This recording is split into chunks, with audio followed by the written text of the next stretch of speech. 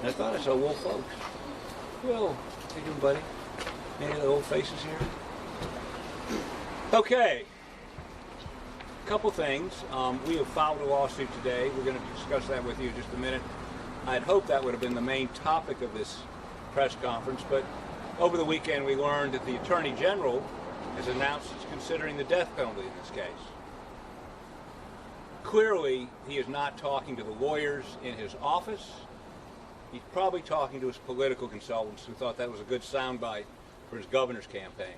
The law is clear that he cannot seek the death penalty if it is due to vindictive prosecution. That is, and here's the question, what does he know today he didn't know 5 years ago? Why is he saying he's going to seek the death penalty? Is there some new piece of evidence? So we're a little sick and tired, and we've seen this process since the beginning of this case, where Alan Wilson plays politics as opposed to playing prosecutor. He's got great lawyers on his staff. He should listen to them, defer to their judgment. Coincidentally, he has not looked into the attempted jury tampering of Becky Hill. We're going to talk about a civil suit in a minute, but clearly the statute says whoever tampers with a jury or attempts to tamper with a jury is guilty of a crime. Judge Toll's fact findings were clear. Becky Hill attempted. The Supreme Court last week, Becky Hill attempted. So please, Alan, focus on your job and not the politics. Now, having gotten that out of my system, let me turn this over to Jim Griffin, who's going to talk about the lawsuit that was filed this morning, and then Phil Barber, and he and I will answer questions. Jim? Yeah, good morning. Today in the United States District Court, federal court, the Charleston Division, we filed a lawsuit on behalf of Richard Alexander Murdaugh Sr. versus Rebecca Hill. In this lawsuit, we file it under the Federal Civil Rights Statute, 42 United States Code 1983, to redress constitutional deprivation of rights. Those rights were Alec's right to a fair trial, a right that him be tried before an untampered, untainted jury. With the South Carolina Supreme Court's ruling, it has been adjudged as a matter of state law that she deprived Alec of his constitutional rights, deprived him of a right to a fair trial, and as a result, we've got to do it all over again, which nobody wants to do. The damages that we've alleged include the over $600,000 that was spent to try the first case and other compensatory damages. Now let me be clear. Alec Murdaugh owes a lot of people a lot of money. None of this money that is recovered will go to him personally. And the purpose of this lawsuit is to hold Becky Hill accountable for what she did. She has not been held account at all for her conduct. And two is to investigate exactly what she did, which we'll be able to do through the course of civil litigation. We have subpoena power. We can take depositions. And so we're going to be able to understand the entire scope of her conduct. She's yet to be thoroughly investigated by the state, and she's not been held accountable by the state. And that's what we hope to do. That's what we intend to do. And that's what we will do with this lawsuit. Thank you. Phil, what you got? I would just amplify that and say that, Can you hold it till the Queen goes over?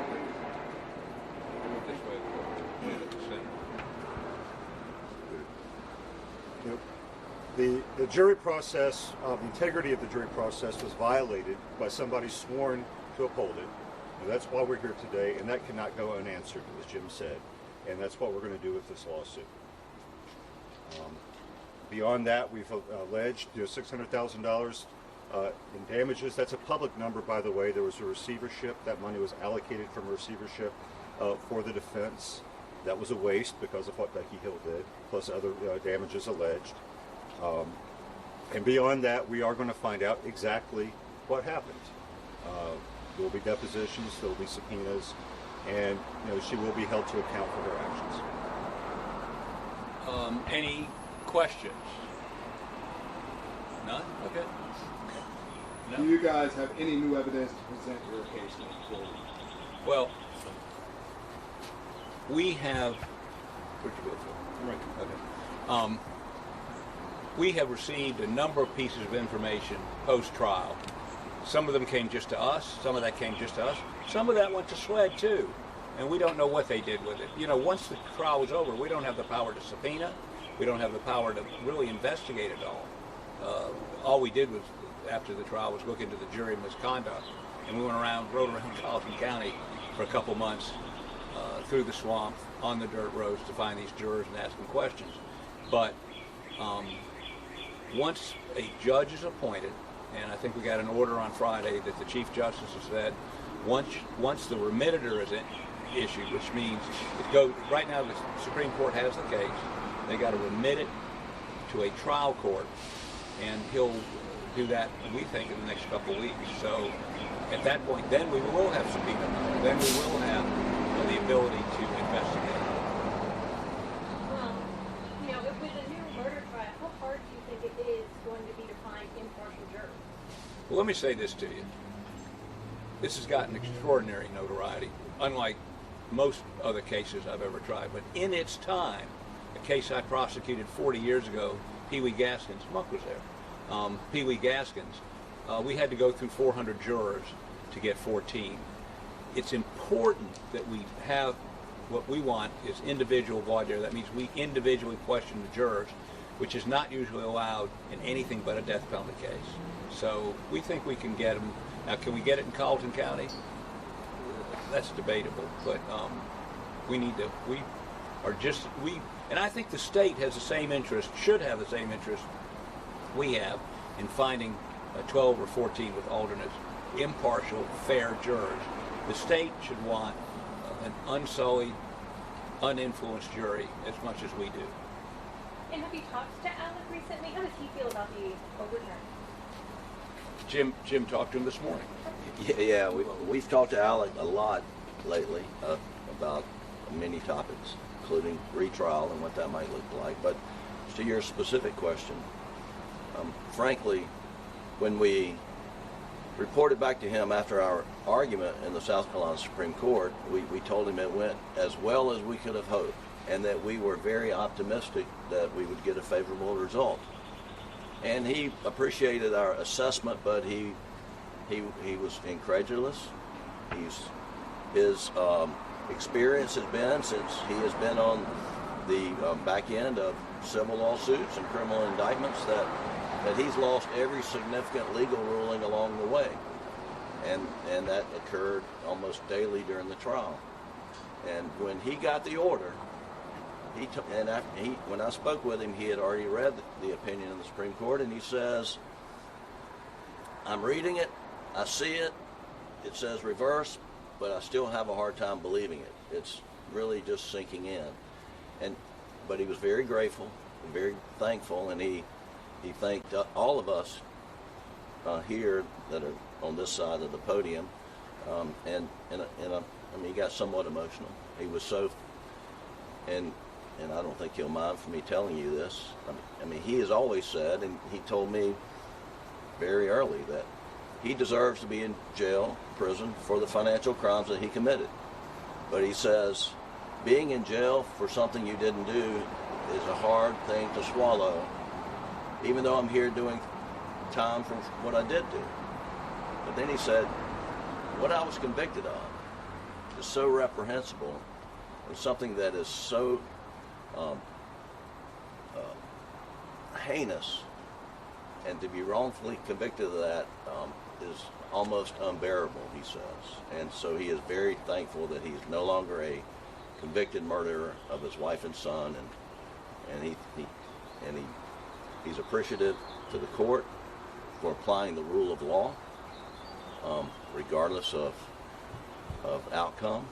They did their job, and we're all very appreciative of that. The rule of law won out last week, Have you spoken to Buster, and how does he feel about what happened last week? So, yeah, I think, thanks for asking that question, and I want to say this. Buster Murdaugh is, hopefully we can all agree, is entitled to his privacy. That kid has been through so much, and that's all he wants is his privacy.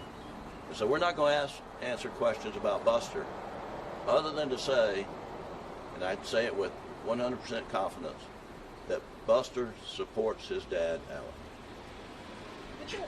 With the civil suit, are you hoping to get your hands on the SWAT investigation into the jury tampering allegations by Becky Hill? Sure. Now, we were given some information through the discovery during the motion for new trial stage. Is that all they've done? I mean, we don't know. But if that is all they've done, that really wasn't much of an investigation. And we really don't think they've done much of an investigation. But we certainly plan to. And let me say this.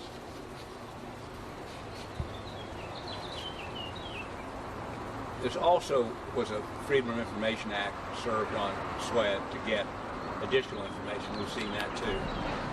Does it make sense to have the agency who has an inherent conflict, they want the conviction sustained, investigating whether it was valid or not?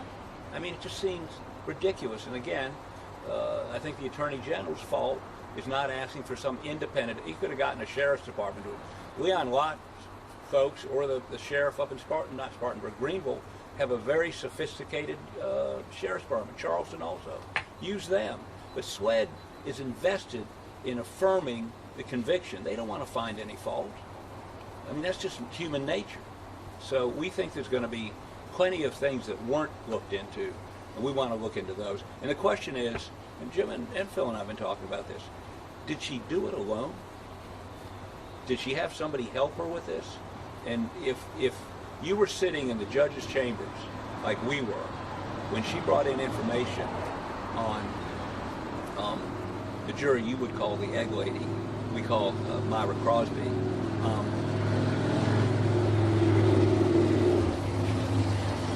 and listen to what she had to say. One time it was totally made up about some Facebook page. The second time, inexplicably a anonymous email came to the judge. We weren't told about it. It was investigated by the Attorney General's office and SWED without us being involved. No guardrails on that. But I mean, and call us naive because we were. We didn't press that. And I look back on it. We should have, with 20/20 hindsight, we maybe should have taken a little more aggressive. But we still couldn't have peeled that onion back then. But we will now. Hey, Dick, question about the retrial. Some have suggested that it may have been a mistake to put Alec on the stand. Any thought to whether you're going to put him on the stand in the retrial? Two things. One, the client makes that decision. Two, that'll be a game day call. So you'll know when we know. When will any retrial take place? I would suspect within a year of now, but not by the end of the year. No, hell no. And why is that? Why can't you go right to trial? Well, I'll give you a couple of simple examples. One, we assume the same witnesses will testify in the retrial as the trial. We have a, 8,000 page transcript. We've got to break out each witness. We've got to read it, whoever's going to handle that person, outline it, and they can be used to impeach them. So, this is like a civil case where you've taken a deposition. Unlike any other criminal case you'll ever defend or prosecute.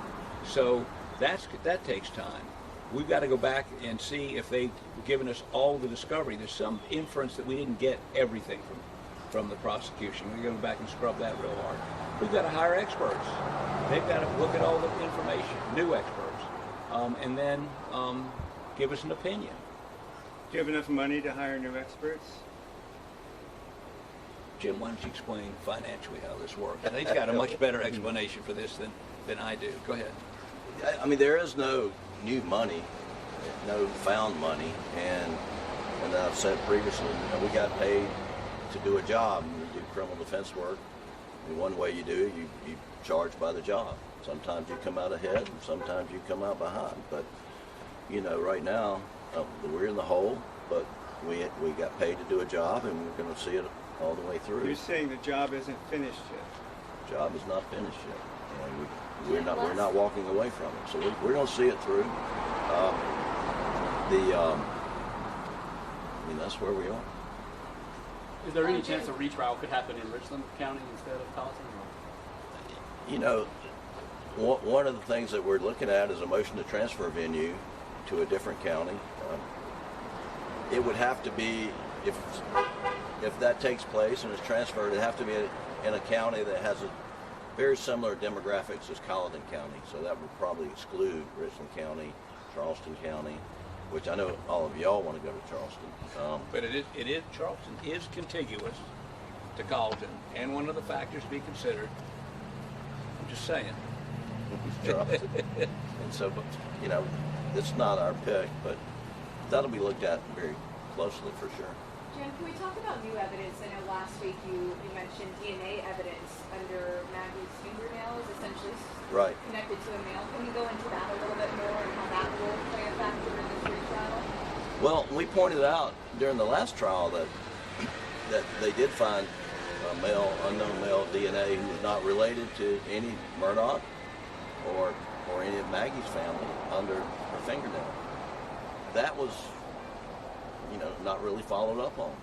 We asked that they follow up on that before the last trial. We don't have possession of that DNA, so we can't do anything with it.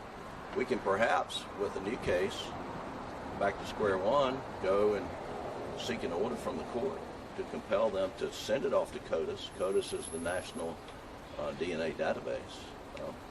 So, I mean, if we were in charge and we had the facilities, the forensic lab, they had the SLED, and we had search warrant abilities, we would have done things a lot differently and more timely.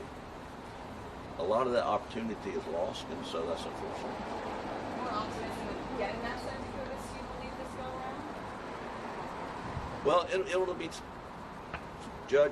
Chief Justice Kittredge issued an order last week saying he's going to appoint a new judge once the remitter goes down. And that'll be one of the things that we will present to a new judge asking for that relief. Whether he or she will do it remains to be seen. Jim, you said the lawsuit is about holding Becky Hill accountable and also investigating what you say the state didn't do a good enough job of investigating her. What do you hope that investigation could yield? The truth. Yeah. How about that? Yeah, just, you know, we don't have a result in mind, but we have a lot of questions that we would like answered. You know, was she a lone wolf? Was she doing it just for the, you know, siren of celebrity, which she definitely was? And then I'll tell you, this removal of the egg lady juror is very suspicious, and that really wasn't a part of the case. We do make it a part of our complaint. We point out all of the inconsistencies of what she said, reporting to Judge Newman that the egg lady, Ms. Crosby's ex-husband, had posted something on Facebook, which we now know was a bald-faced lie, or someone lied to her. I mean, it makes no sense. And if you have questions, and I would encourage all of you to follow up with Joe McCullough, who represents Myra Crosby, who is investigating this as strenuously as we intend to do so, and he's been working on it for quite some time. I mean, the way she was targeted, it just is very curious, and we hope to get to the bottom of that. Is there any possibility of taking a plea deal for a lesser charge? Say again? Is there any possibility of taking a plea deal for a lesser charge? No plea deal. No, never will plead guilty. Off the table. We want a trial.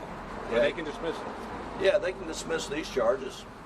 You know, but he'll never enter into a plea which required some admission that he did something he didn't do, and that's murdering his wife and son. And that's not going to happen. Who do you think did kill Maggie and Paul?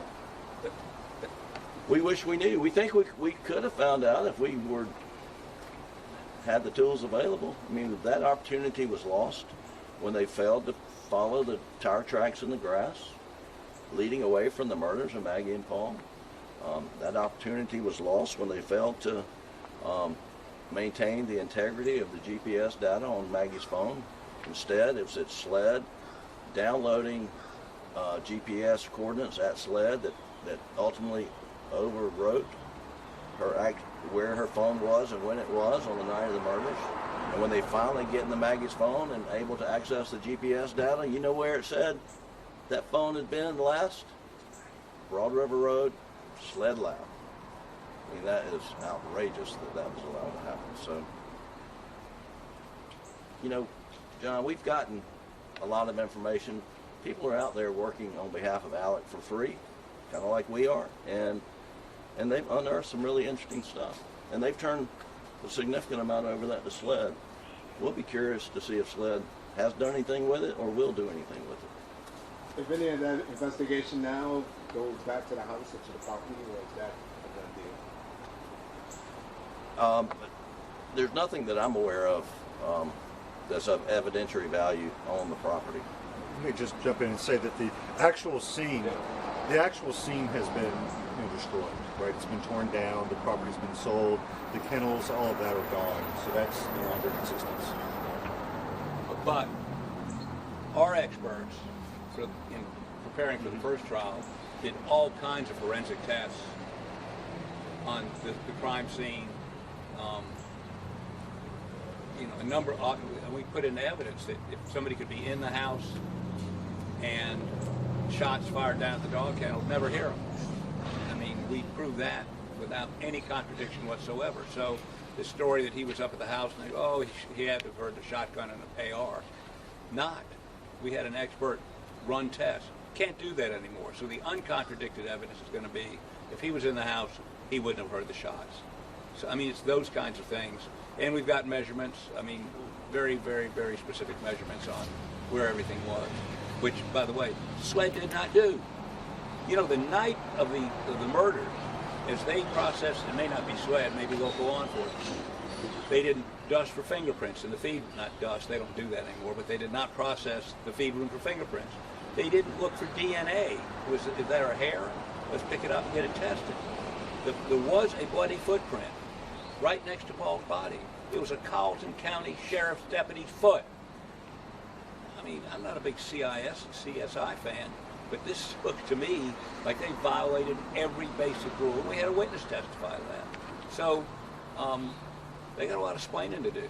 What do you think the odds are of Alex getting an acquittal in the retrial?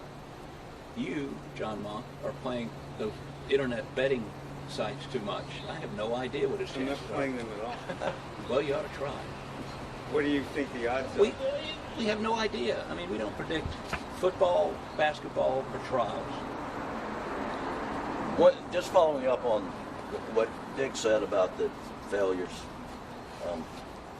During the trial, you'll remember SLED explained how they do murder investigations, and they do, they draw an imaginary circle, and the imaginary circle that they drew here, Alec was in the middle of it. And he was in the middle of it from the night of the murders. And they knew that Alec left Moselle and went to his mother's house at Almeda, and then came back to Moselle and found his wife and son murdered brutally. And do you think for 1 minute that they should have gone to Moselle, Almeda, to see if there's anything of evidentiary value? Were there murder weapons at Almeda, which they want to intimate, during the trial? Oh, he parked over here, so he must have got rid of the guns over there. I mean, they had the opportunity to exclude Alec from that circle, but they didn't do it because they just failed so miserably in what their jobs were. Let me say one other thing that brings to mind. As most of y'all know, I was a prosecutor for 12 years, and this is 40 years ago. If a body was found and they wanted to determine time of death, the coroner or a medical examiner would take an anal thermometer and get a core body temperature, then take a thermometer and get the ambient temperature. And in this case, alleged an hour and a half prior they'd been killed, sort of. The coroner showed up and he did something just amazed me. he took his hand and he stuck it under Paul's armpit, and then that same hand took it under stuck it under Maggie's armpit, and he could calculate the time of death based on that. I mean, that's what we're dealing with here, folks. Stuck his hand under the armpit? Really? And yet, then they said, well, we know when Maggie stopped using her phone and Paul stopped using his phone, that's the time of death. They ignore the fact that cell phone service down there was spotty at best. A number of people testified there was no cell phone service. So simply because they weren't using their phone doesn't mean they were dead. I mean, this thing has more holes in it than Swiss cheese. In your opinion, what ultimately got Alex convicted? I think 2.5 weeks of that of widows and orphans and mentally disabled kids testifying, not that he stole their money, but how just maliciously he stole the money, how he lied to them. I mean, when they finish with that, they're not going to believe forensic evidence. They're not going to believe him. They're not going to believe anything because he was so vilified. And when he testified, the jury was programmed not to believe him by the clerk of court. And so, no matter what he said, I mean, he got on the stand to answer, questions about where he was and what he did that night. And we know now that, as the Supreme Court accurately described, she sought to undermine his credibility before he even testified it. Understand, she's the second highest ranked court official in the trial. And she has closest contact with the jury, develops close relationships with them over 6 weeks. And, she is the one that they see more, she's the elected official. She summoned them all in. Her name's on the summons. Her name's on the check that they get to payment every week for serving on the jury. I mean, and this person is back there in the jury room telling them in so many words, don't believe Alec when he testifies. Don't believe the defense. Don't let them confuse you. All of that happened at the end of the trial right before we put up our case. So that is one reason he got convicted, I promise you. You mentioned new evidence. If you already addressed this, I apologize, but you mentioned new evidence that you're going to bring out. You mentioned DNA found under Maggie's fingernail. Is there other new evidence? Well, let me say this. If there is, we tell you, you're going to, I know you're not doing this intentionally, but you'll be telling them. So I don't think we tell you. How about that? Fair enough. Maybe not unintentionally. Never mind. Anything else? Do you think that Becky's done this with other trials before down in Colleton County? How many? Well, you don't know, do you? That's why this lawsuit is so important, because it's going to allow us to peel the onion on her and what she's done on this case with other people involved. Was she a lone wolf? Has she done it on other cases?